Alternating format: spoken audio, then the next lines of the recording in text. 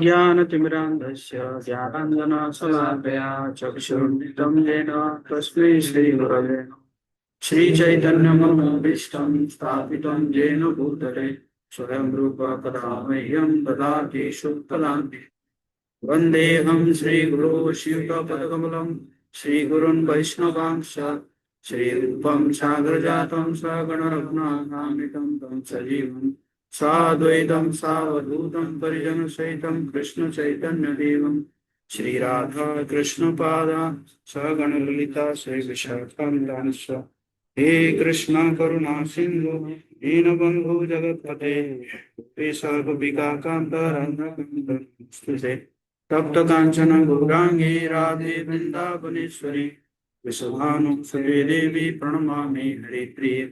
वाञ्छाकल्पतरुभ्यश्च कृपा सिन्धुभ्यः च पतितानां पावनेभ्यो वैष्णवेभ्यो जय श्री कृष्ण चैतन्य प्रभु नित्यानंद श्री अद्वैत गदाधर श्रीवासादि गौर। हरे कृष्णा कृष्णा कृष्णा हरे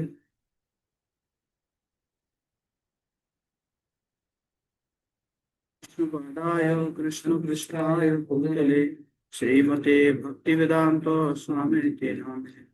नमस्ते सरस्वती देवे गौरवाणी चारिणे निर्विशेष शून्यवादी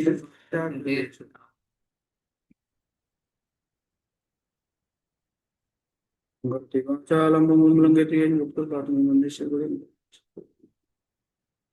नारायणं नमस्कृत्य नरो चैव नरोत्तमं देवीं सरस्वतीं व्यासं ततो जयमुदीरये। नष्टप्राय सुतद्रेषु नित्यं भागवत सेवया युक्तम श्लोके भक्तिर्भवति नष्टिकेव। ओम नमो भगवते वासुदेवाय। ओम नमो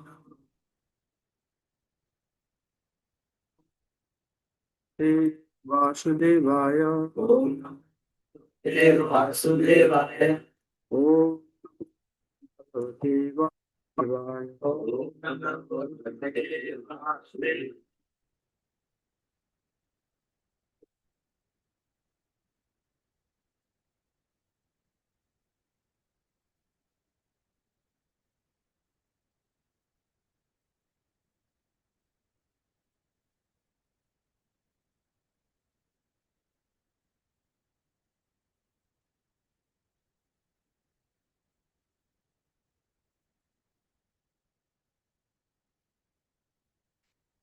Okay. So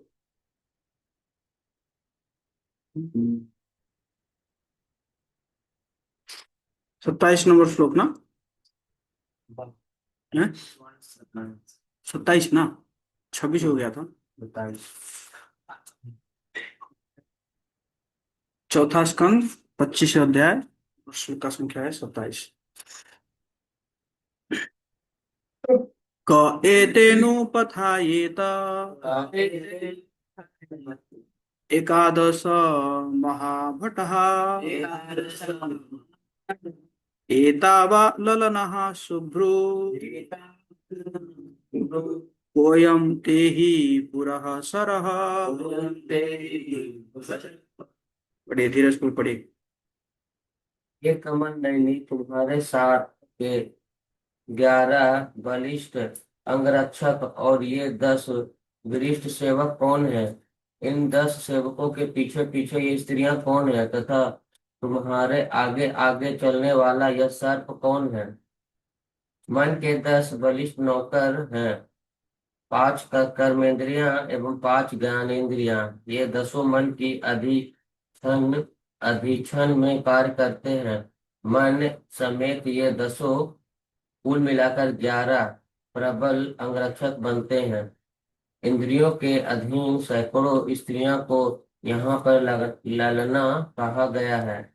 मन बुद्धि के अधीन रहकर कार्य करता है और ये 10 इंद्रियां मन के अधीन रहती है और 10 इंद्रियों के अधीन असंख्य इच्छाएं हैं जिनकी पूर्ति होनी है, किंतु ये सब प्राण पर आश्रित है जिसे यहाँ सर्प के रूप में प्रदर्शित किया गया है। जब तक प्राण रहता है तभी तक मन कार्य करता है और मन के अधीन सारी इंद्रियां काम करती हैं और इन इंद्रियों में से अनेक भौतिक इच्छाएं उत्पन्न होती हैं। वास्तव में पुरंजन नामक जीव इतने सारे तामझाम से अत्यधिक उलझन में रहता है।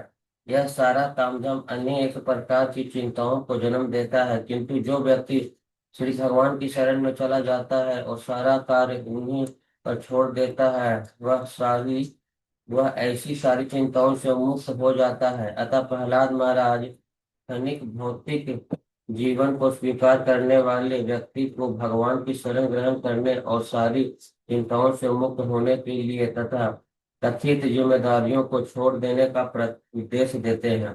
हम्म। तो पुरंजन उसको पूछ रहा है कि 11 बलिष्ठ अंगरक्षक कौन है तुम्हारे? तो 11 कौन हुए? पांच इंद्रियां, ज्ञानेंद्रियां, मन। मन, कर्मेंद्रियां, ज्ञानेंद्रिया और मन। और 10 विशिष्ट सेवक।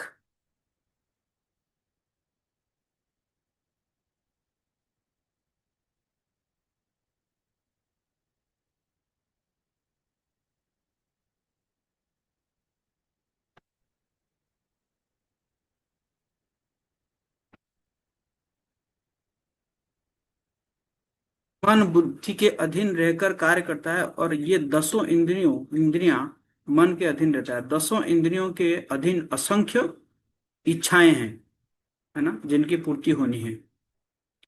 और ये सब प्राण पर आश्रित है, जहां सर्प के रूप में प्रदर्शित किया गया है।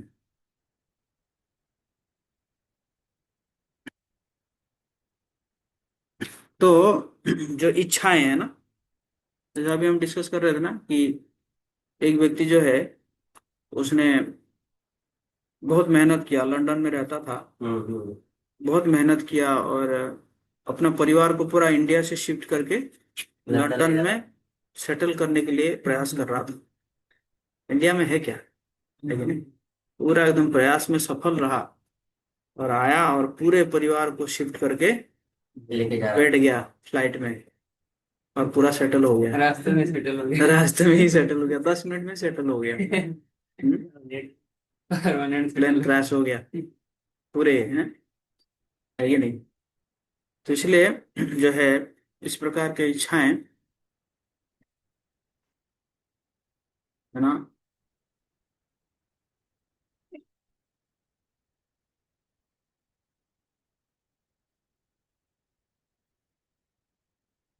तो जिंदा भी बच गया तो। हाँ, वो ऊपर से कूद गया, हाँ। ऊपर से कूद गया। हम्म। तो सिद्धो स्वामी कह रहे हैं, राजा पुरंजन स्त्री से, इन नौकरों, सेवकों और सिर पर सांप लिए उस स्त्री से पूछते हैं कि ये सब कौन है।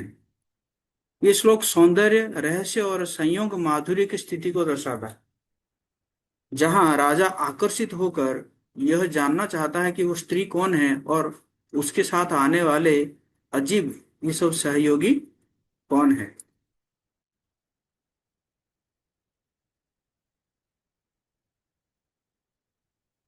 विश्वनाथ चक्रवर्ती ठाकुर कह रहे हैं कि भक्ता यहाँ आध्यात्मिक साधकों की ओर संकेत कर सकते हैं।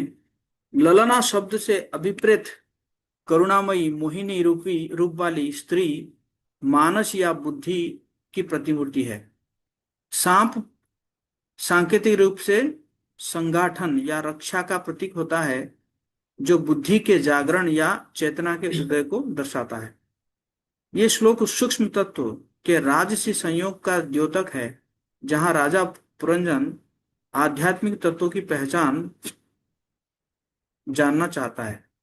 जीव गोस्वामी, राजा पुरंजन उस सुंदरी स्त्री से प्रश्न करते हैं कि जो स्वयं एक भाव संगिनी प्रतीत होती है।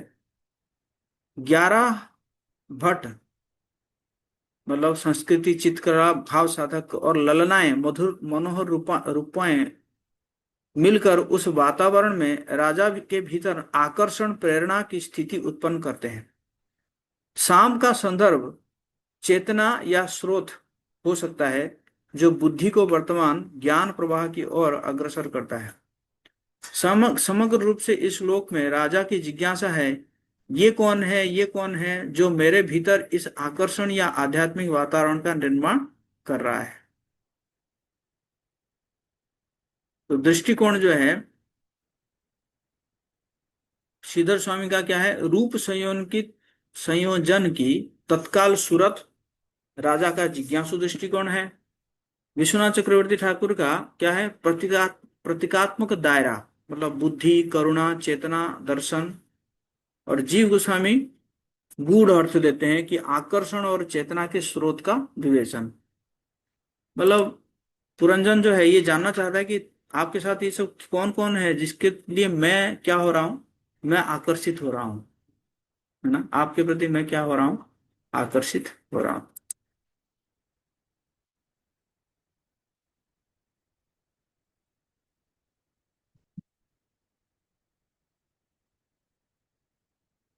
ललनाएं मतलब कौन है? ललनाएं मतलब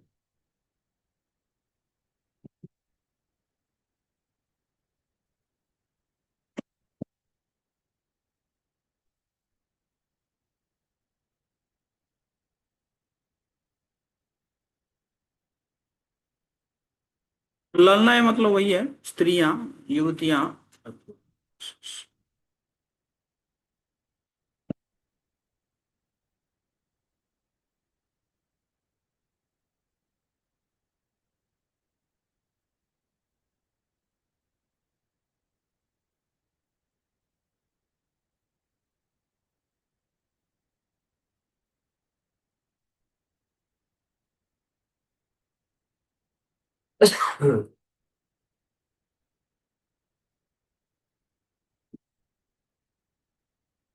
हम्म। ओके, अगला श्लोक। त्वं हिर्भव त्वं हिर्भवान्यश्यथ वाग्रमापतिम्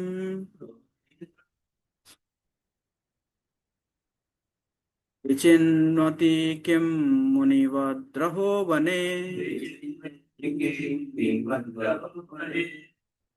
त्वदङ्घ्रिकामाप्त समस्तकामम्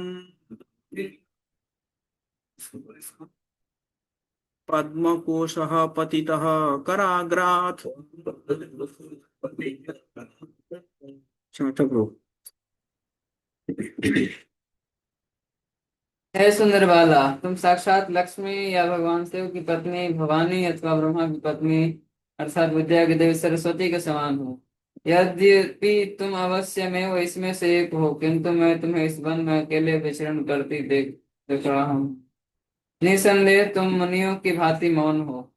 ऐसा तो कोई नहीं कि तुम अपने पति की खोज रही हो, चाहे तुम्हारा पति जो कोई भी हो, किंतु जिस तन्मयता से तुम उसे खोज रही हो यह देखकर उसे सारे ऐश्वर्य प्राप्त हो जाएंगे। मैं सोचता हूँ कि तुम लक्ष्मी हो, किंतु तुम्हारे हाथ में कमल पुष्प नहीं है, अतः मैं पूछ रहा हूँ कि तुमने उसे कहाँ फेंक दिया।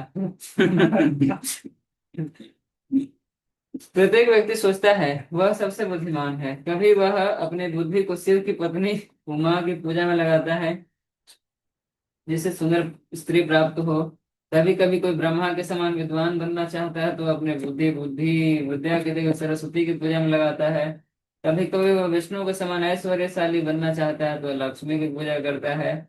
इस श्लोक में पुरंजन नामक मोहग्रस्त जीव अपनी इतनी सारी जिज्ञासाएं करता है और यह नहीं समझ पाता कि वह अपनी बुद्धि किस तरह लगाए।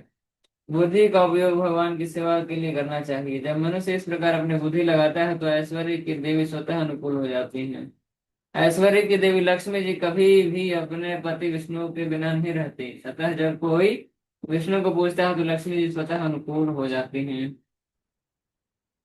मनुष्य को रावण के समान अकेले लक्ष्मी की पूजा नहीं करनी चाहिए, क्योंकि वे दीर्घ काल तक बिना पति के नहीं रह सकती, इसलिए उनका नाम चंचला है।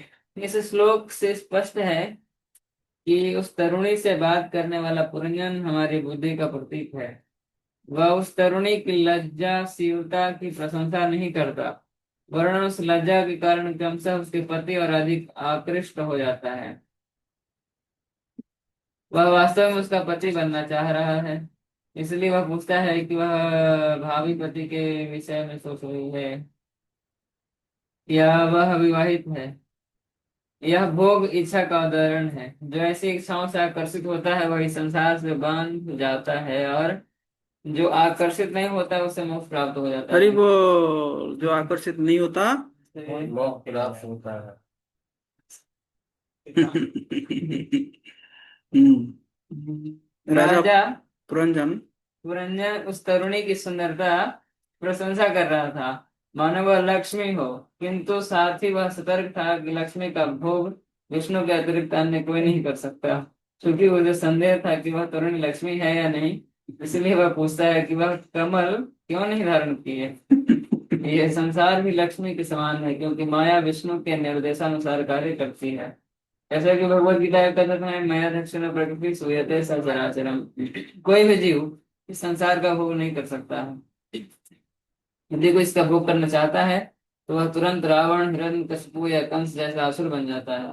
क्योंकि रावण ऐश्वर्य की देवी सीता देवी का भोग करना चाहता था, तो वह अपने परिवार, संपत्ति तथा ऐश्वर्य सहित विनष्ट हो गया। किंतु यदि भगवान विष्णु चाहे तो माया को भोगा जा सकता है। अपनी इंद्रियों तथा इच्छाओं की तुष्टि का अर्थ है लक्ष्मी का नहीं, अपितु माया का भोग।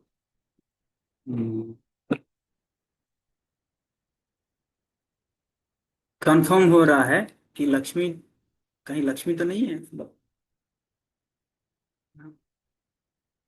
अगर लक्ष्मी होगी तो नहीं कर पाएगा ना। इसलिए कंफर्म हो रहा है। पुरंजन जो है। हम्म,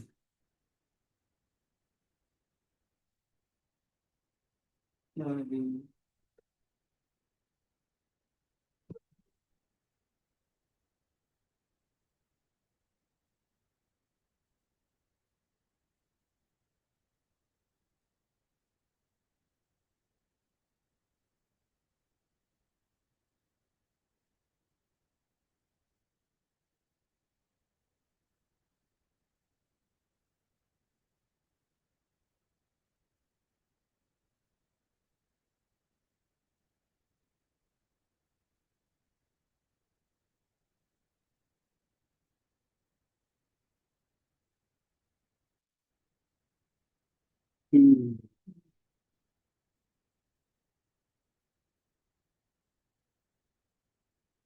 कौन सा श्लोक था? तो त्वं ही भवान 28 ना, 28।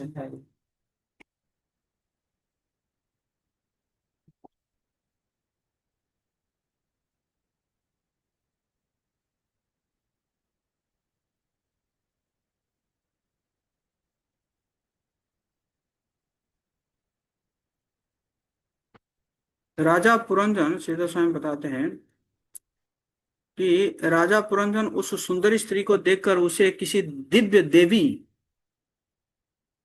ह्री, भवानी, बाग देवी, लक्ष्मी के रूप में देख रहा है। लेकिन वो आश्चर्य करता है कि यदि वो इतनी दिव्य है तो वो इस रजोगुण प्रधान जगत में क्यों भटक रही है ना। जैसे जो है अ, एक बार भगवान शिव अ, पार्वती माता, सॉरी, सती माता के साथ जा रहे थे, ऊपर से जा रहे थे। तो नीचे क्या हो रहा था, नीचे उस समय भगवान राम जो है लीला कर रहे थे, मनुष्य लीला। और सीता माता को अपहरण अपहरण हो गया है, सीता माता का। तो भगवान राम क्या कर रहे हैं, सबको पूछ रहे हैं, है ना। वृक्ष, नदी, तरु, लता, है ना, पशु, सबको पूछ रहे हैं, तुमने मेरे सीते को देखे हो क्या, तुमने मेरे सीते को देखे हो क्या, ऐसे पूछ रहे हैं। तो भगवान शिव समझ गए कि तो मनुष्य लीला कर रहे हैं, तो वहीं से कहे जय सच्चिदानंद, इतना कहे। सती माता ने देखा, अरे इनको क्या हो गया, ये व्यक्ति जो है अपने पत्नी के वियोग में जो विलाप कर रहा है और इसको ही प्रणाम कर रहे हैं। बोला क्या हो गया आपको आज, ये साधारण मनुष्य को आप जो है प्रणाम कर रहे हैं, जो कि मतलब देखो, पत्नी अगर कहीं खो जाती है तो व्यक्ति थोड़ी है कि ये इसको उसको पूछेगा। कि नहीं। तो तो तो शिव जी ने कहा तुम जानती नहीं हो, ये सच्चिदानंद भगवान है। तो सती ने कहा मैं नहीं मानती। तो फिर शिव जी ने कहा कि जाओ भाई परीक्षा करो। परीक्षा करो। तो बोली कि मैं परीक्षा करने जाऊंगी तो आप आगे, आगे निकल जाओगे। नहीं नहीं, मैं बैठता हूँ, मैं बैठ के अपना भजन कर रहा हूँ, तुम जाओ परीक्षा करके आओ। तो सती माता गई। तो गई तो क्या की, पूरा एकदम माता सीता का रूप ले ली। पूरा माता सीता का रूप ले ली। और माता सीता का रूप लेके भगवान राम की ओर चलने लगी। मतलब उनको था कि तो जरूर ये व्यक्ति क्या कहेगा कि अरे सीते तुम वापस आ गए, तुम कहाँ गई थी, ऐसे पूछेंगे ना। लेकिन भगवान राम देख के कहे, कहे माता सती आप इस जंगल में अकेले भटक रहे हैं, महादेव जी कहाँ है। बस सती तो एकदम पानी पानी हो गई। अरे बाप रे बाप। तो वो तो घबरा गई, एकदम घबरा के एकदम तुरंत प्रणाम करके निकली। और निकली तो देख रही है कि चारों, मतलब एक्चुअली, मतलब वो देख रही है कि सीता माता का हरण हुआ ही नहीं है। पूरा राम सीता लक्ष्मण तीनों है। देख रही है तो घबरा गई और आई। आई शिव जी के पास आई। तो शिव जी ने कहा परीक्षा कर लिया। परीक्षा? परीक्षा क्यों करूं? परीक्षा क्यों? जब आपने कह दिया तो कह दिया। शिव जी ने कहा ऐसा तो नहीं हो सकता। तो शिव जी आंखें बंद करके देखे कि ऐसे ऐसे की है। तो बोले हाय हाय रे, मतलब मतलब मतलब इसको भी झूठ बोलना पड़ा। फिर शिव जी मतलब मन ही मन जो है सती माता का परित्याग कर दिया, मन मन ही मन। क्यों? क्योंकि उन्होंने कहा कि मेरी माँ का रूप लेकर ये गई है, तो फिर ये मेरी पत्नी नहीं हो सकती। तो इसी कारण फिर सती माता जो है क्या की, वो जो बाद में फिर जो दक्ष प्रजापति का यज्ञ हुआ ना, तो उसमें यज्ञ में जो है वो अपने आप को वो कर गई, है ना। जो भी है, तो उसी प्रकार मैं मतलब मैं रिलेट क्यों कर रहा हूँ कि जैसे भगवान राम ने पूछा कि आप अकेली ये जंगल में क्यों भटक रही है, तो उसी प्रकार ये पुरंजन भी वही पूछ रहा है कि मतलब अगर ये कोई दिव्य स्त्री होती, मतलब अगर लक्ष्मी होती या, तो ये अकेली नहीं भटकती ना। तो इसलिए वो पूछ रहा है।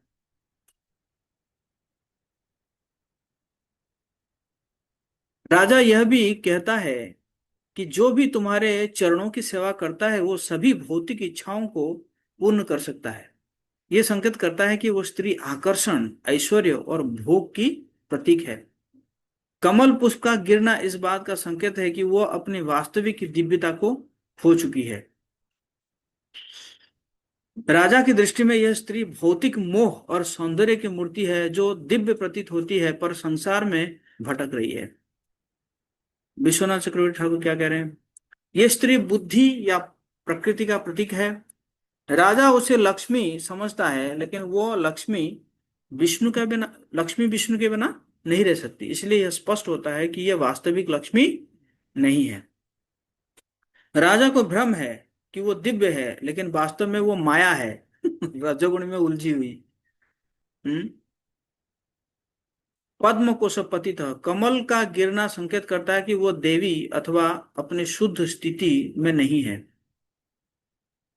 भावार्थ, यह श्लोक संसार में भटकती हुई मोहिनी बुद्धि का प्रतीक है, जिसे जीव दिव्यता समझ बैठता है। बुद्धि है। भगवान कहते हैं कि जो हमारा जो काम है, काम कहाँ कहाँ रहता है? मन, बुद्धि, इंद्रिय। इंद्रियां हैं। तीन जगह जो है क्या है, काम का निवास स्थान है। भगवद गीता में तीसरे तीसरे अध्याय में कह रहे हैं ना। तो तो ये जो बुद्धि है ना, तो ये बुद्धि क्या है कह रहे हैं, मोहिनी बुद्धि है ना। एक होता है आध्यात्मिक बुद्धि, और एक एक क्या हुआ, मोहिनी बुद्धि। आध्यात्मिक बुद्धि भी है। हम्म।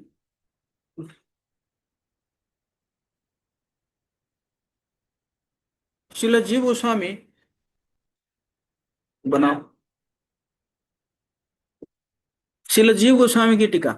श्री जीव गोस्वामी बताते हैं कि यह स्त्री वो शक्ति है जो जीव को अपने आकर्षण में बांधती है। राजा सोचता है कि वो कोई देवी है, पर वो वास्तव में उसकी ही कामनाओं की प्रत्यक्ष मूर्ति है। पत्नी की खोज करना यह संकेत करता है कि जीव अपने भोग के साधन के तलाश में रहता है। कमल का गिरना संकेत की देवी अब पतनशील हो चुकी है, यानी भोगेच्छा से दूषित। राजा के प्रश्न और भ्रम दर्शाते हैं कि जीव आत्मा किस प्रकार माया को देवी समझकर संसार में भटकता रहता है। किसको देवी समझता है? माया। माया को, है ना।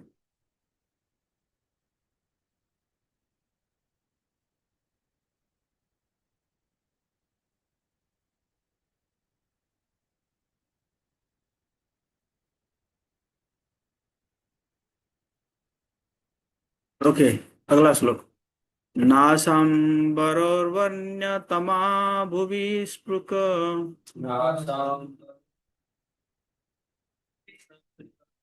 पुरीमिमां वीरवरेण साकम् वीरवरेण साकम् अर्हस्य लङ्कर्तुमदभ्रम भ्रकर्मणा लोकं परं श्रीरिव यज्ञपुंसा। अजीत प्रभु। ये परम स्वभावशालिनी, ऐसा लगता है कि मैंने जिन स्त्रियों के नाम गिनाए हैं उनमें से तुम कोई नहीं हो, क्योंकि मैं देख रहा हूँ कि तुम्हारे पांव पृथ्वी पर स्पर्श कर रहे हैं। किंतु यदि तुम इस लोक की कोई सुंदरी हो तो जिस प्रकार लक्ष्मी जी विष्णु के साथ वैकुंठ लोक में वृद्धि करते हैं, उसी प्रकार तुम भी मेरे साथ संगति करके इस नगरी की सुंदरता बढ़ाओ। तुम्हें ज्ञात हो कि मैं महान वीर हूँ और इस लोक का अत्यंत पराक्रमी राजा हूँ। देखो, तुम्हारे पांव पृथ्वी का स्पर्श कर रहे हैं। जो देवता लोग होते हैं उनका पांव जो है पृथ्वी स्पर्श नहीं करता, है ना। हमारे पांव पृथ्वी स्पर्श क्यों कर रहा है? पृथ्वी तत्व ज्यादा है। पृथ्वी तत्व ज्यादा है हमारे शरीर में, है ना। तो इसलिए हम जो है हम बस मिट्टी में खेलते हैं, मिट्टी में चलते हैं और लास्ट में मिट्टी में ही मिल जाते हैं। इसलिए बड़े देवताओं का शरीर में, है ना, वो जो है मिट्टी ज्यादा नहीं है। तो उसमें भी तो 5 हाँ, 500 तो है, लेकिन मैं कह रहा हूँ हमारे शरीर में मिट्टी ज्यादा है। जल हवा ज्यादा। तो लोग सेव खाते हैं तो कुछ निकलता नहीं है उसमें। वॉशरूम नहीं जाती। इसमें बहुत बढ़िया स्टोरी बताते हैं हमारे देवकीनंदन। सत्संग का महिमा बताते हैं। कहते थे कि क्या हुआ कि एक बार एक खानदानी चोर था। खानदानी चोर था, मतलब उसके खानदान से सभी चोर है, मतलब एकदम बढ़िया चोर है, चोरी करते हैं। तो उसका एक बेटा हुआ। बेटा जो है थोड़ा नया नया था। वो बोला कि ये मैं ऐसे ट्रेडिशनल चोरी नहीं करूंगा, मैं थोड़ा जो है ना थोड़ा हाईटेक चोरी करूंगा, है ना। तो इसलिए मैं थोड़ा बाहर जाता हूँ, है ना, तो पढ़ाई करके आता हूँ और मैं हाईटेक चोरी करूंगा। तो गया, बाहर पढ़ के आया। पिता बोले कि देखो, हाईटेक हो या लोटेक हो, जो भी हो, तुम 3 चीज का ध्यान रखना है। क्या है? कि पहले तो ये है, आ, 3 चीज मतलब, हाँ, 3 या 2 ऐसे करो। तो बोले कि देखो, कभी अगर तुम पकड़े जाओगे ना, कभी ये नहीं मानना कि मैं चोरी किया हूं, कितना भी कुछ हो जाए, मानना ही नहीं है कि चोरी किया हूं। दूसरी बात बोला कि कभी साधु संत अगर कहीं पे सत्संग वगैरह करते होंगे, उनका बिल्कुल एकदम कान बंद कर देना तुम। समझ आया? मतलब सुनते ही क्या करना, कान बंद कर, कान बिल्कुल खुलना ही नहीं है। तो ठीक है। तो एक बार क्या हो गया, वो गया राजमहल में चोरी किया। तो राजमहल में चोरी किया तो पीछे भागने लगे, सिपाही भागने लगे। तो वो भी भागने लगा। भागते भागते क्या हुआ कि उसके पैर में एक जो है कांटा, चुभ मतलब कांटा घुस गया। कांटा घुस गया और वो एक ही पैर में भाग रहा है। और तो देखा कहीं पे सत्संग चल रहा है। सत्संग में बहुत सारे लोग बैठे हुए हैं। बोला यही मौका है, क्या करूंगा, इसी में जाके बैठ जाऊंगा, बैठ के जो है वो कांटा जो है निकाल लूंगा, है ना। तो जाके बैठा। लेकिन अब कांटा निकालने के लिए तो कान खुला करना पड़ेगा ना। समझ गया ना। और उस समय वो सत्संग में जो महाराज थे वो प्रवचन दे रहे थे, देवताओं का पांव मिट्टी में नहीं लगता और देवताओं का कोई परछाई नहीं होता, है ना। और देवताओं को जो है उनका पलके नहीं गिरता। तो इस प्रकार उसने बताया। फिर इसने अरे फिर कांटा कान, फिर कान बंद कर दिया। कान बंद करके फिर दौड़ के चला गया। तो वो तो सिपाही लोग तो जानते थे कि ये खानदानी चोर है। तो आके क्या किया, सीधा उसको पकड़ के ले गए। फिर तुम ही चोरी किया, पकड़ के ले गए। लेकिन उसने पिता का बात तो सुना था कि भाई मानना नहीं है। तो बिल्कुल माना ही नहीं, कितना भी पिटाई हो जाए। तो और उस साइड को रानी जो है वो धमका रही है कि राजा को कि भाई मेरा मेरा हार चोरी हो गया, तुम क्या किस टाइप का राजा हो तुम, देखो मेरा हार चोरी हो जा रहा है और तुम्हारा कोई। राजा भी बहुत परेशान। तो एक ना वो आया, क्या बोलते हैं उसको, बहुरूपी, जो बोल जाते हैं ना, बहुरूपी बन जाते हैं। तो वो आया आया आके बोला कि देखो मैं मैं निकाल लूंगा, उसे हार निकाल लूंगा। तो राजा कहा ठीक है जाओ। वो गया, जेल के अंदर गया। जाके जो है उसको कहा कि देखो मैं तुम्हारी कुल देवी हूँ और मुझे पता है तुम चोरी किए हो। भाई जब कुल देवी आई है बोल रही है तो फिर मानेगा ना भैया। तो कहा, और बस मैं यही जानना चाहती हूँ कि तुम उसको रखे कहाँ हो, ले मुझे कोई नहीं पता। है ना। तो ऐसे करते करते उसने देखा, वो साधु का बात सुना था। बोला यार इसका तो पैर जो है जमीन पे लग रहा है और इसका परछाई भी है, पनके भी गिर रहा है। तो लगा, अच्छा। बोला नहीं नहीं, मैं कहाँ चोरी गया हूँ, नहीं मतलब। लेकिन वो पहले से पूरा कन्विंस हो गया था कि अब तो बोल देना है, वो कुल देवी आई है, वो थोड़ी कुछ। तो बोला ना ना ना मैं नहीं चोरी किया। तो जो बाहर आया बोला कि राजा को बोला नहीं नहीं ये चोरी नहीं किया है, इसको छोड़ दो। छोड़ दिया, गया बाप के पास। बोला पिताजी आप पहला बात तो आपने अच्छा बोला था, लेकिन दूसरी बात जो है ना, वो अगर मैं आपका मान जाता ना तो आज मैं पूरा एकदम फांसी हो जाता मेरा। है ना। तो क्या क्या है, तो दूसरी बात जो आपने कहा है कि सत्संग है ना, सत्संग से कान बंद कर देना, वो तो अच्छा हुआ कान में थोड़ा घुस गया था, लेकिन नहीं। मतलब कहने का मतलब है एक मोमेंट के लिए वो सत्संग करके वो जो बच गया है। आगे पढ़ो, आगे पढ़ो, कौन पढ़ रहा था। आसुरी तथा भक्ति में अभिरुचि में अंतर है। भक्त यह अच्छी तरह जानते हैं कि लक्ष्मी जी जो विष्णु या नारायण की यह चित संगनी है, किसी जीव द्वारा भोग्य नहीं है। यह उच्च भावना कृष्ण चेतना भक्ति कहलाती है। तो भी प्रत्येक व्यक्ति नारायण की समृद्धि का अनुकरण करते हुए सुखी रहना चाहता है। इस लोक में पुरंजन उस तरुणी को एक समान स्त्री के रूप में मानता है, किंतु उससे आकृष्ट होने के कारण वह उससे अनुरोध करता है कि वह उसकी संगनी बनकर लक्ष्मी तद तद सुखी बन जाए। इस प्रकार वह अपना परिचय अत्यंत प्रभावशाली राजा के रूप में देता है, जिससे वह स्त्री उसे अपना पति बना ले और लक्ष्मी की भांति सुखी हो सके। भगवान का दास बनकर इस संसार को भोगने की इच्छा देव तुल्य है, किंतु असुर लोग भगवान को माने बिना इस संसार का भोग करना चाहते हैं। एक असुर तथा देवता में यही अंतर होता है। इस लोक में उल्लिखित भोगी स्त्रीतक शब्द महत्वपूर्ण है। जब कभी देवता पृथ्वी पर उतरते हैं तो वह भूमि को स्पर्श नहीं करते। पुरंजन यह जान गया कि यह तरुणी किसी दिव्य लोक अथवा उच्च स्तर लोकों से संबंधित नहीं है, क्योंकि उसके पैर भूमि भूमि का स्पर्श कर रहे थे। क्योंकि इस संसार की प्रत्येक युवती चाहती है कि उसका पति प्रभावशाली, धनी और बलवान हो। अतः पुरंजन अपने को ऐसा ही व्यक्ति बताकर उसे बहकाना चाहता था।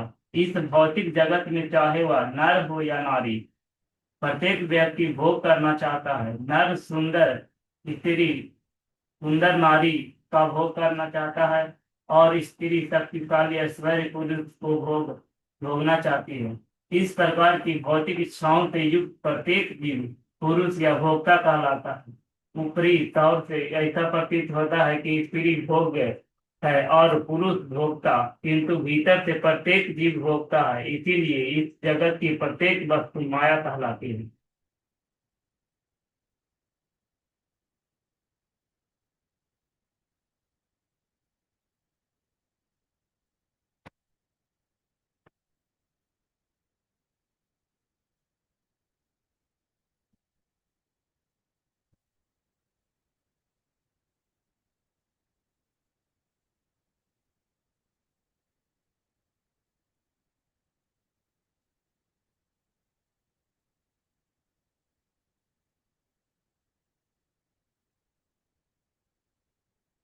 कौन सा श्लोक था ये? हम्म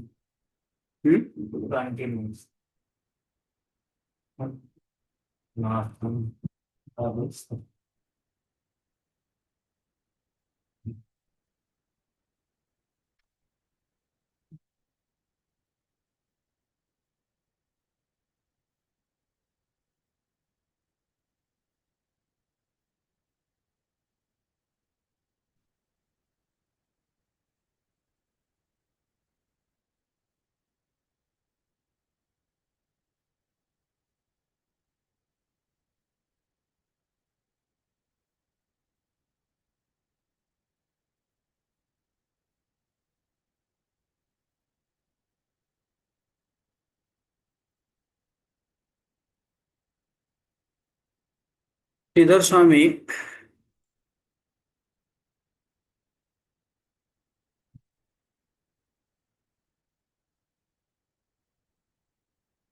श्रीधर स्वामी क्या कह रहे हैं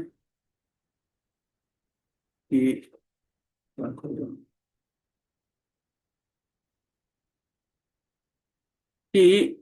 नासांग स्पृक चरण मिट्टी स्पर्श से नदी देवी या असली लक्ष्मी नहीं कहा जा सकता, लेकिन वीर वरेण साकम, तू मेरे साथ हो सकती है तो मेरे राज्य और प्रतिष्ठा से यह नगर भी धन्य हो जाएगा, है ना? इसी प्रकार लोग जो है स्त्री को इम्प्रेस करने के लिए प्रयास करते हैं, है कि नहीं? अंबिका का सोच है, अगर वो मेरे साथ हो तो उसकी दिव्यता का प्रवाह बड़ा होगा। भावार्थ, राजा बुद्धि के उस रूप को लक्ष्मी समझने का भ्रम रखता है जो माया की प्रकृति है, फिर भी अपनी महानता दिखाकर वो उसे स्वयं में आत्मसात करना चाहता है। विश्वनाथ चक्रवर्ती ठाकुर कह रहे हैं, वे समझाते हैं कि यह स्त्री माया स्वरूपिणी बुद्धि है जिसकी दिव्यता दिखती है पर वो मिट्टी से संबंध रखती है।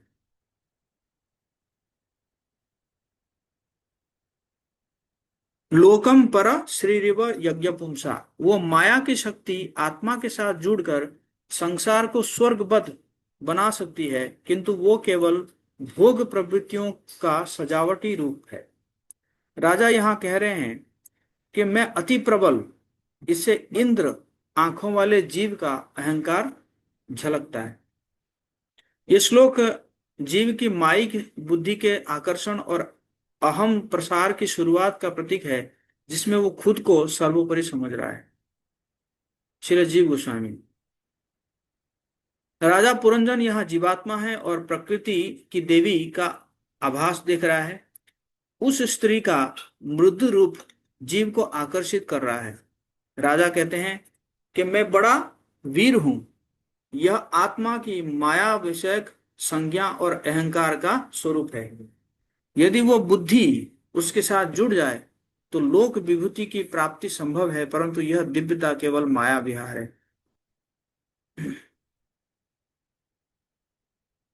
भावार्थ, श्रीमद् भागवतम जहाँ जीवात्मा माया संयोग की आरंभिक अवस्था बता रहा है, जहाँ आत्मा अहंकार के साथ माया को दिव्य मानकर उसे आकर्षित हो जाता है। माया को दिव्य मानते हैं। दिव्य मानता है। बहुत अच्छा।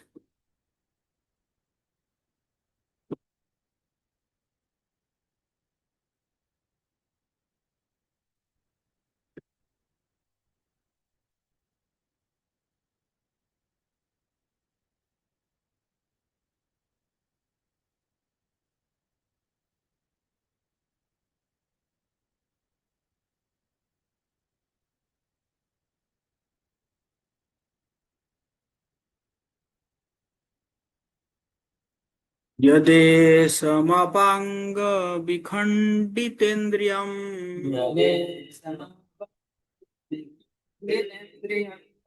सब्रेण भाव स्मित विभ्रम तद्ध्रुवा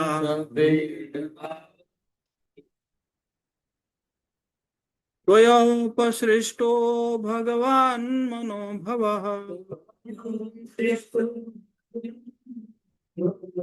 प्रबाधते थानुगृहाण शोभने।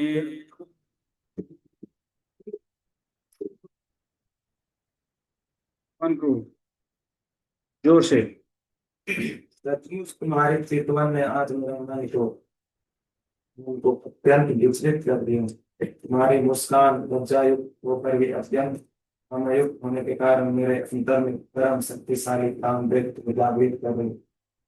आओ सुंदरी, मैं तुमसे कृपा की याचना करती हूँ। मैं तुम्हारी तुमसे कृपा की याचना करता हूँ मैं। बहुत कृपा चाहिए तुम्हारा हे सुंदरी। आजकल ऐसे तो कुछ करता है। करते ना तो हाँ, वे घुटना उठना दबा के क्या कैसे करके करते हैं ना, ऐसे घुटना दबा के तो। हे देवी कृपा दृष्टि करो।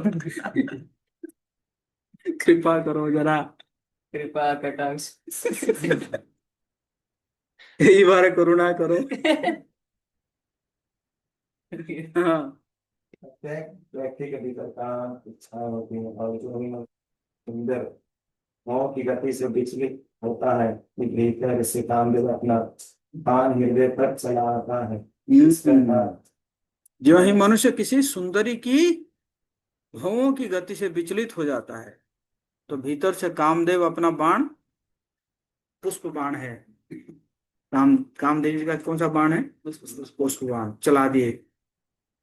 इस प्रकार सुंदर सुंदरी की भाव की गति चितवन से तुरंत परास्त हो जाता है। जब मनुष्य काम इच्छा से विचलित हो जाता है तो उसकी इंद्रियां सही प्रकार के विषयों से यथा वाणी, स्पर्श, रूप, गंध, स्वाद इत्यादि भोग वस्तुओं से आकर्षित होती है। ये आकर्षक इंद्रिया वस्तु विषय उस स्त्री के वश में होने के लिए बाध्य कर देती है। इस प्रकार जीव का पद जीवन आरंभ होता है। पद जीवन का अर्थ स्त्री के वश में होना और जीव निश्चित रूप से स्त्री या पुरुष का कृपा कांक्षित रहता है। इस प्रकार जीव एक दूसरे के बंधन में रहते हैं। इस तरह माया द्वारा मोहित होकर वो बद्ध जीवन बिताते रहते हैं। कृपाकांक्षी, कृपाकांक्षी रहता है, स्त्री के कृपाकांक्षी रहता है।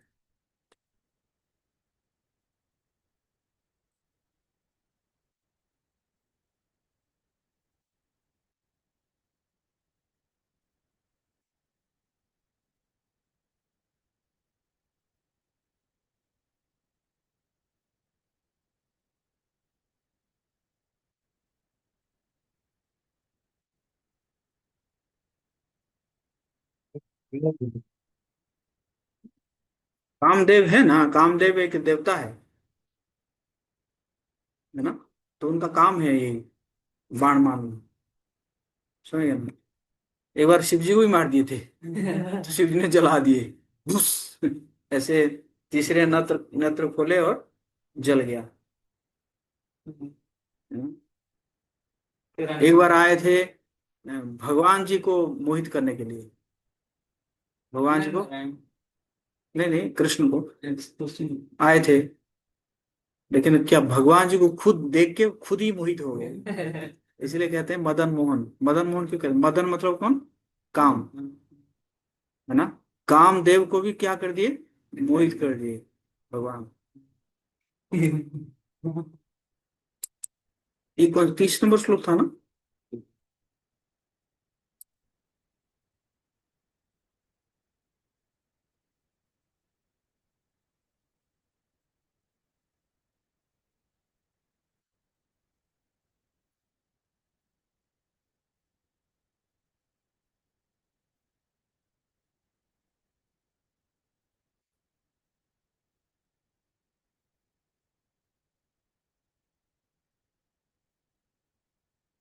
यह तरह सर्व भगवद गीता है।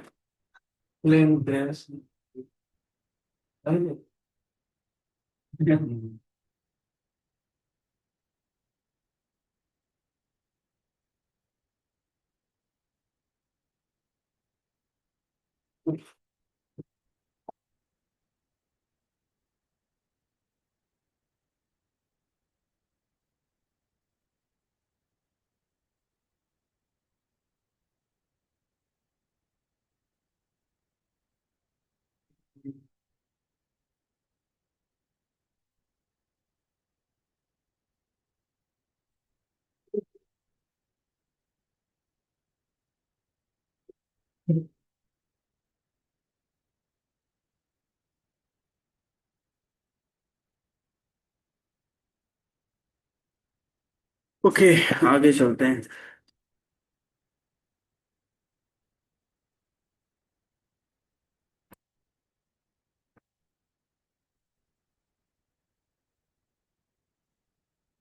इकतीस होगा ना? है। तोदाननं शुभ्रू सुतारलोचनम् व्यालं विनीलालकवृन्दसंवृतम्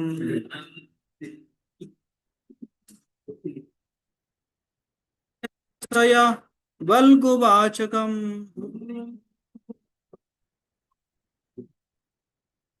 यद्व्रीडयानाभिमुखं शुचिस्मिते।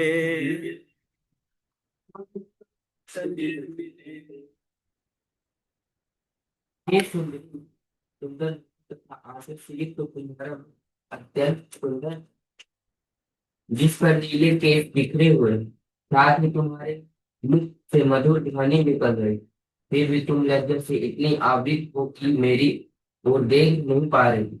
अतः हे सुंदरी, मैं तुमसे प्रार्थना करता हूँ कि हंसो और अपना सिर उठाकर मुझे देखो। तो तात्पर्य, जब कोई व्यक्ति किसी स्त्री से आकृष्ट होता है तो ऐसे ही कहता है, प्रकृति द्वारा इस प्रकार बंध जाना मोह कहलाता है। जब कोई माया की सुंदरता से इस प्रकार मोहित होता है तो वह उसे भोगने के लिए अति आतुर हो उठता है। इसका विस्तृत वर्णन पुरंजन के इस उदाहरण से प्राप्त होता है, जो एक सुंदरी पर मोहित बद्ध जीवन में जिन मुख, भावों, आंखों, वाणी या अन्य किसी वस्तु से आकर्षित होता है। अति संक्षेप में कहें तो प्रत्येक वस्तु आकर्षण बन जाती है। जब स्त्री या पुरुष एक दूसरे के द्वारा आकृष्ट होते हैं तो सुंदर या असुंदर का कोई अर्थ नहीं रहता। प्रेमी को प्रेमिका के मुख पर हर चीज अत्यंत सुंदर दिखती है और इस तरह से वह मोहित हो जाता है। इसी आकर्षण के कारण जीव इस भौतिक जगत में पतन होता है। भगवत गीता में इसका वर्णन इच्छा द्वेष समुत्थेन मोहेन भारत सर्वभूतानि सम्मोहं सर्गे यान्ति परन्तु तपो। हे अर्जुन, हे शत्रुओं के विजेता, समस्त जीवात्माओं मुंह से जन्म लेती है और इच्छा तथा द्वेष के द्वंद्व के कारण परास्त होती है। जीवन की यह अवस्था अविद्या कहलाती है। अविद्या अविद्या कहलाती है। अविद्या का विलोम है वास्तविक ज्ञान। श्री उपनिषद में विद्या तथा अविद्या का अंतर बताया गया है। अविद्या के द्वारा मनुष्य बद्ध होता है और विद्या से मुक्त होता है। पुरंजन ने यह स्वीकार किया है कि अविद्या के आकृष्ट हुआ है। अब वह अविद्या का पूर्ण स्वरूप देखना चाहता है, अतः वह सुंदरी से प्रार्थना करता है कि वह अपना सिर उठाए जिससे वह प्रत्यक्ष इसे देख सके। इस तरह वह उन विभिन्न अंगों को देखने का इच्छुक है जिससे अविद्या आकर्षण बनती है। आकर्षण बनती जी। मतलब एक्चुअली स्त्री का जो है ना सबसे बड़ा अस्त्र क्या है, उसका लज्जा। लज्जा है ना, तो लज्जा से जो है ना वो पुरुष को जीत जीत लेता है, जीत लेती है ना। लेकिन समस्या होता है बाद में बाद में वो सब खत्म हो जाता है समझे नहीं। ऐसा। लेकिन पहले जो है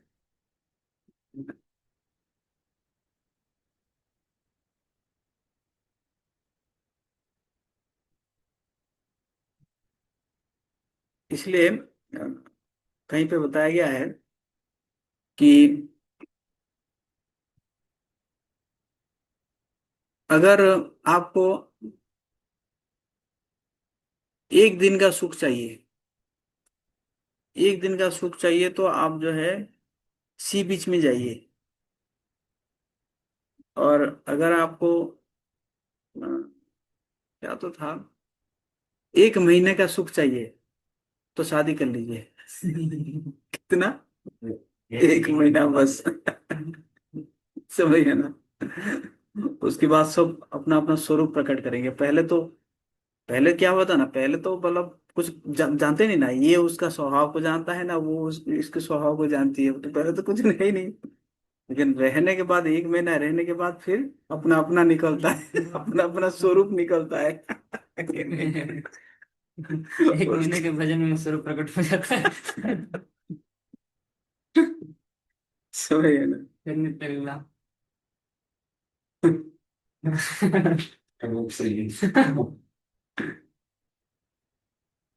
अरे हम उसको नित्य लीला पर-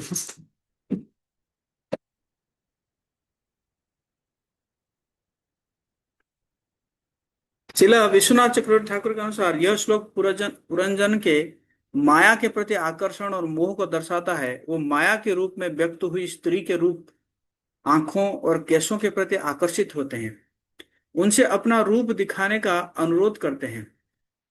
यह दर्शाता है कि जीवात्मा माया के आकर्षण में बंधा हुआ है और उसे मुक्ति पाने के लिए जागरूकता की आवश्यकता है। सिद्ध स्वामी के अनुसार यह श्लोक पुरंजन के माया के प्रति मोह और उसके आकर्षण को दर्शाता है। तो हो गया है ना। तो इसी प्रकार यहाँ पे दिया गया है।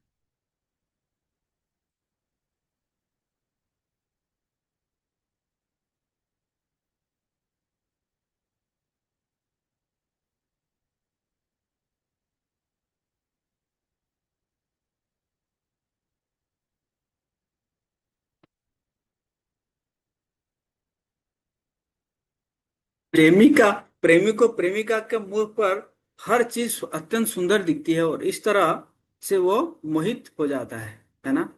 जब स्त्री या पुरुष एक दूसरे द्वारा आकृष्ट होते हैं तो सुंदर या असुंदर का कोई अर्थ नहीं रह जाता। अब देखेंगे बहुत समय में मतलब एक बहुत बढ़िया मतलब हैंडसम लड़का होगा, लेकिन जो जिसको शादी किया होगा या मतलब जिसको जो है पसंद किया होगा, वो बहुत ही ज्यादा मतलब अच्छी नहीं होगी। या बहुत सुंदरी लड़की जो है, वो क्या करते हैं, कई बार तो ऑटो ऑटो ऑटो ड्राइवर के साथ भाग जाते हैं, ऑटो ड्राइवर, रिक्शा ड्राइवर, है कि नहीं, है ना। सत्तर तो साल। एक दूसरे के प्रति जब आकर्षित होते हैं तो फिर और कुछ नहीं होता है ना। मतलब देखो, मेल कॉकरोच भी फीमेल कॉकरोच के प्रति है ना आकर्षित हो जाता है और गाना गाता है, तुम कितने सुंदर हो, है कि नहीं। तो मेन है आकर्षण। जब आकर्षण हो जाता है तो सब कुछ क्या लगने लगता है, सुंदर सुंदर लगने लगता है। एक बड़ा मेंटिस होता है। मेंटिस जब वो बच्चे पैदा करता है फिर उसको खा जाता है। मादा नर को खा जाती है, बच्चे पैदा करके नर को ही खा जाती है। अच्छा, इसका शिकार कर लेते हैं।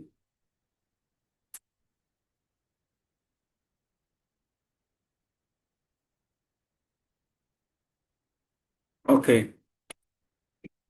नारदोवाच नारदोवाच इत्थं पुरञ्जनं नारी पुरंजनं नारी याचमानमधीरवत् याचमानं अभ्यनन्दत तं वीरम्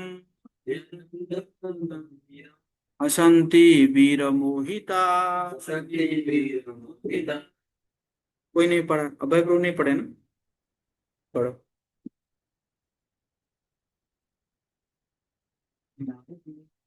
नारद ने आगे कहा, हे राजन, जब राजा उस सुंदरी का स्पर्श करने तथा उसका भोग करने के लिए अत्यधिक मोहित एवं अधीर हो उठा, तो वह बाला ही उसके शब्दों से आकृष्ट हुई और उसने हंसते हुए उसकी प्रार्थना स्वीकार कर ली। इस समय तक वहां राजा के प्रति निश्चय में आकृष्ट हो चुकी थी।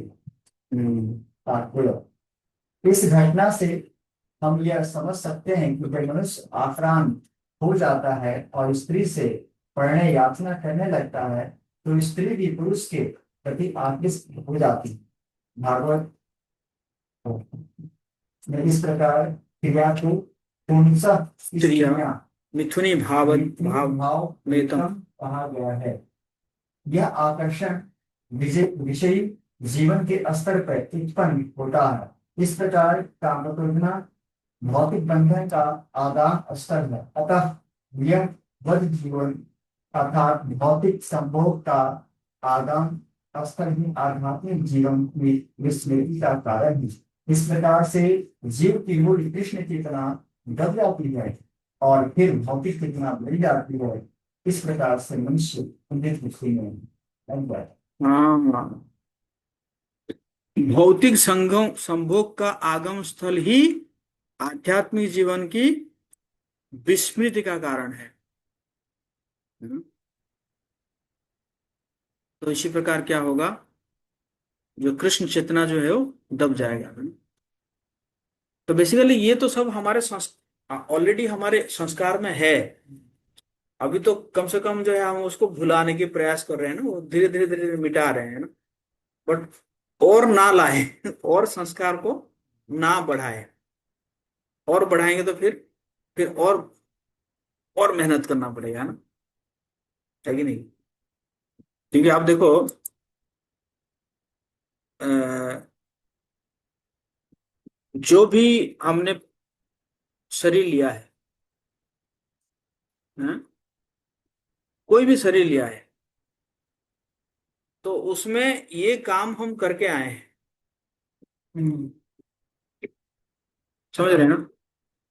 हो सकता है कि किसी योनि में हम मांसाहार नहीं किए होंगे, नशा नहीं किए होंगे, जुआ नहीं खेले होंगे, लेकिन सेक्स जो है वो क्या है, हर योनि में हम करके आए हैं। इसलिए इसका संस्कार जो है क्या है, इसका संस्कार ज्यादा है। तो एटलीस्ट इस लाइफ में जो है अगर हम इससे बच जाते हैं, बच जाके फिर जो है हम कर लेते हैं, तो फिर हमारा जीवन सक्सेसफुल हो जाएगा। कृष्ण।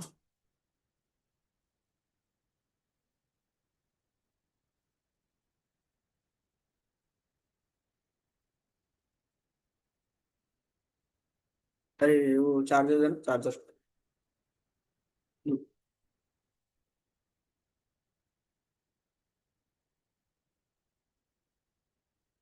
वो उसको कुर्सी के ऊपर रखो।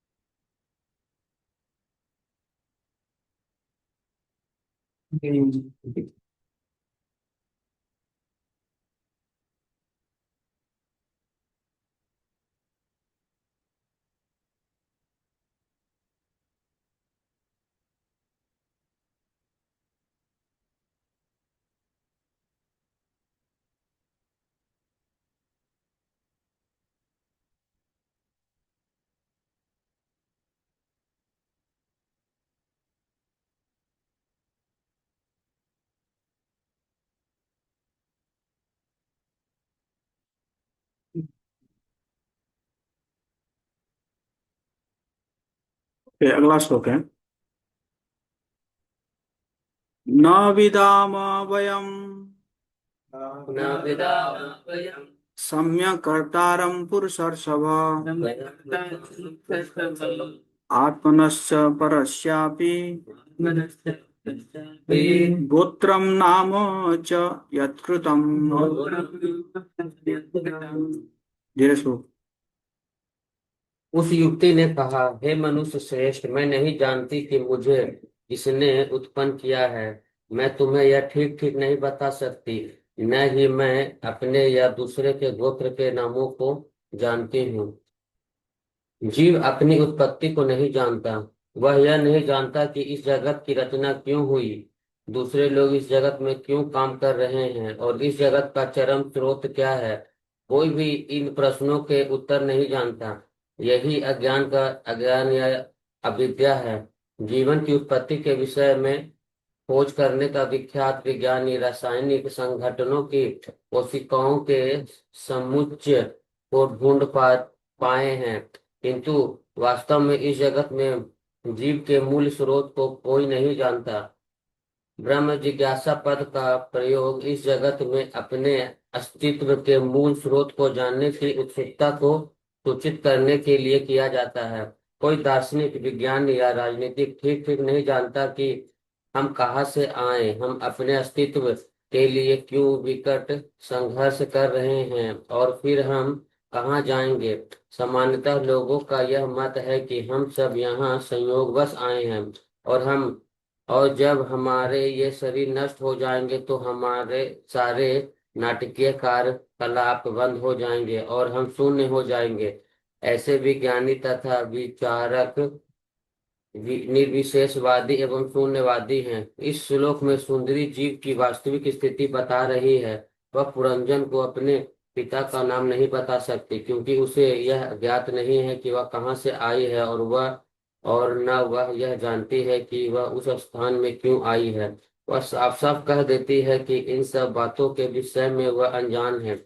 इस भौतिक जगत में जीव की यही स्थिति है। कहने को तो अनेक विज्ञानी, दार्शनिक तथा बड़े बड़े नेता हैं, किंतु वे यह नहीं जानते कि वे कहाँ से आए हैं और न यह जानते हैं कि तथा कथित सुख पाने के लिए वे इस जगत में व्यस्त क्यों हैं। इस जगत में रहने के लिए अनेक सुविधाएं हैं, किंतु वह इतने मूर्ख हैं कि कभी यह नहीं पूछते कि किसने इस संसार को हमारे रहने योग्य बनाया है, इसकी इतनी सुंदर ढंग से व्यवस्था की है। प्रत्येक वस्तु व्यवस्थित रूप से चल रही है, किंतु अज्ञानी लोग सोचते हैं कि इस संसार में सारी वस्तुएं संयोग से बनी हैं और मृत्यु के पश्चात वे शून्य हो जाएंगे। वे सोचते हैं कि यह सुंदर आवास स्थल अपने आप इसी तरह बना रहेगा।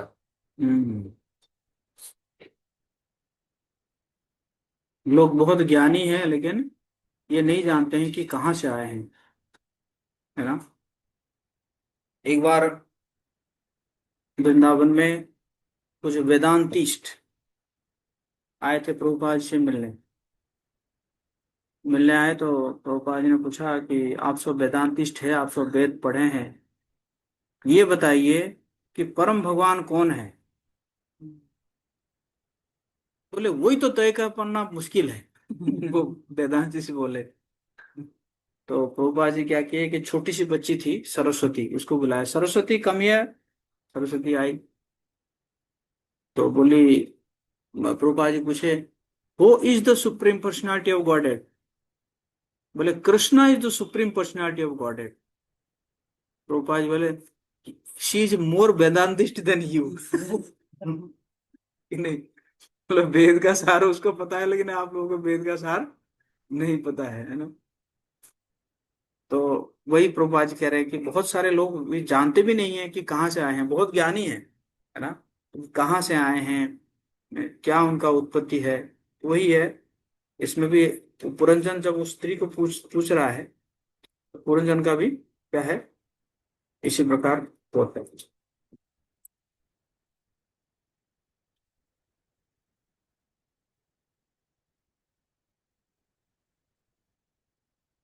ये 32 नंबर श्लोक था ना। ये 33 था।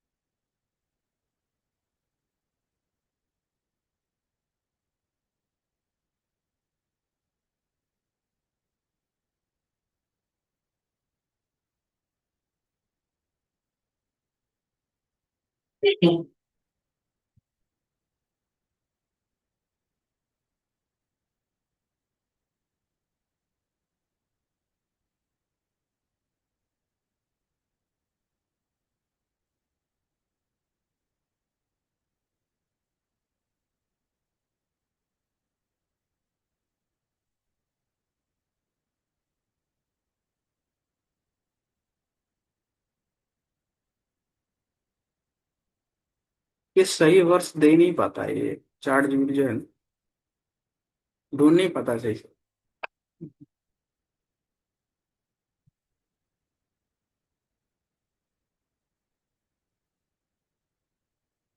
ओके। विश्वनाथ चक्रवर्ती ठाकुर, यह श्लोक जीवात्मा की आधारभूत अज्ञानता को स्पष्ट करता है। अज्ञानता है।